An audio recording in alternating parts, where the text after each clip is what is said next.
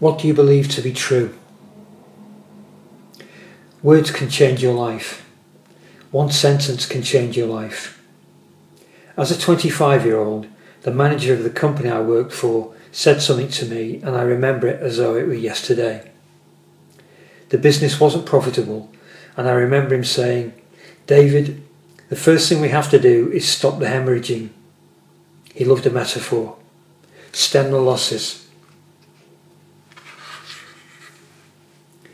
What he meant was, David, before we can make any changes, the first thing we have to do is stop making the mistakes we're already making.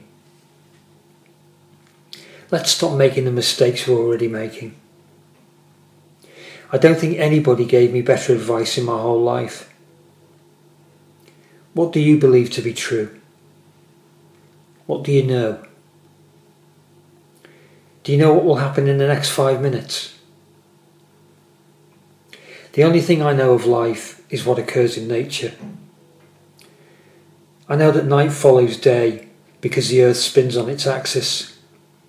I know that mathematics and physics dominate life because I see it all around me.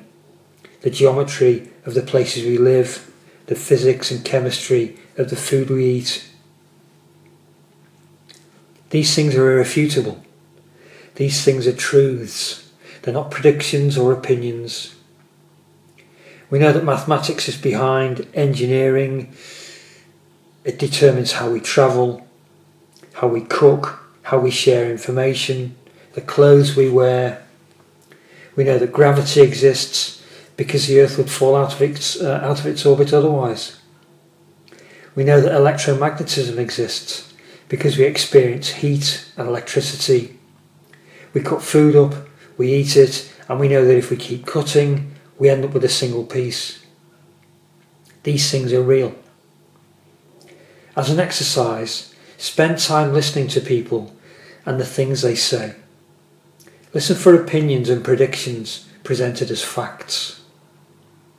Listen to the conviction with which some people say what they say, and then ask yourself, is that an irrefutable truth?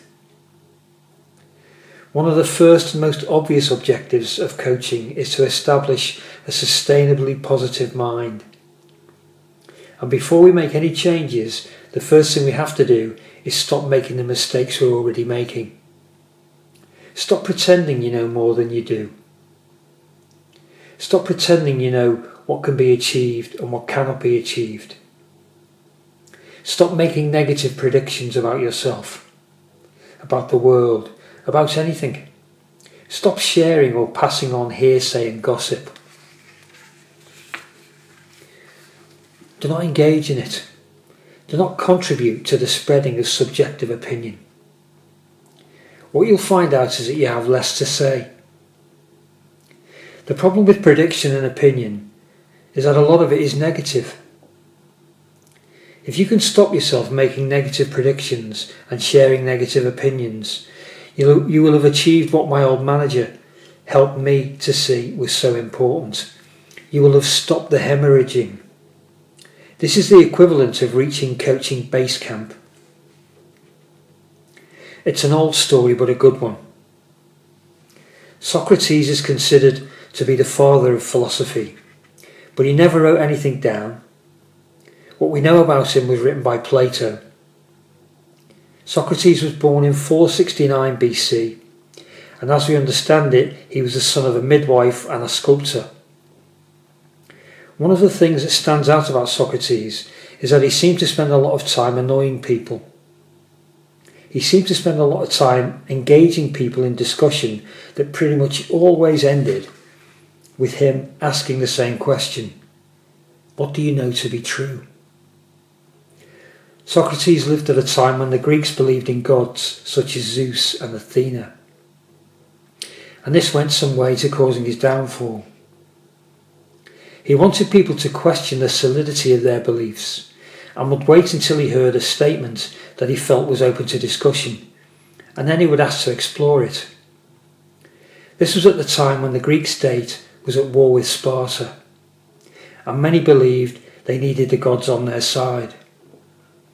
The last thing the Greek state wanted or needed was someone of influence asking people of Athens to question their beliefs in the gods.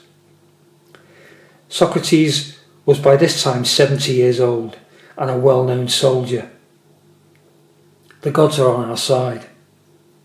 Are they? How do you know that? In 399 BC, Socrates was charged as an enemy of the state. It was felt he had undermined Greek culture. All he had to do to save his life and have the charges dropped was publicly acknowledge that his behaviour had been wrong and to stop it. He refused because he understood authenticity. He was found guilty and sentenced to death. He died in good spirits, drinking poison. Socrates wanted everyone to question their beliefs, and he famously made the point that in his view, the unexamined life isn't worth living. His standpoint was that every man and woman had a duty to work out for themselves what was real and what was true. For Socrates, nobody could escape the obligation of examining themselves and their lives.